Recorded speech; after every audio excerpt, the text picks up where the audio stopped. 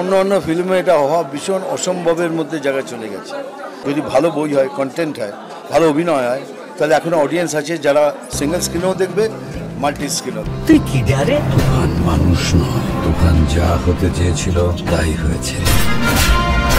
বন্ধুরা, সম্প্রতি ভারতে তুফান মুক্তির পরে মিমি চক্রবর্তীর আমন্ত্রণে তুফান সিনেমা দেখতে হলে যান ভারতের কিংবদন্তি অভিনেতা মিঠুন চক্রবর্তী। এই তুফান সিনেমা দেখার পর কিংবদন্তি এই গুণী অভিনেতা কি বললেন, চলুন ছোট্ট এই ভিডিও থেকে জেনে নেই। অন্য অন্য ফিল্মে এটা হওয়া ভীষণ অসম্ভবের মধ্যে জায়গায় চলে গেছে। যদি ভালো বই হয়, কন্টেন্ট হয়, ভালো অভিনয় হয়, তাহলে এখনো অডিয়েন্স আছে যারা সিঙ্গেল স্ক্রিনেও দেখবে, মাল্টি স্ক্রিনেও।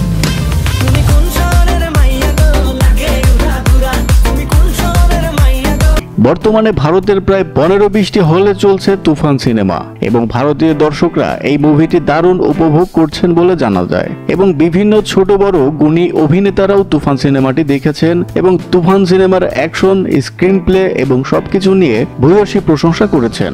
আর এর থেকে বাদ যাননি ভারতের কিংবদন্তি এই অভিনেতা মিঠুন চক্রবর্তী ওরফে বাংলার ফাটাকেষ্ট।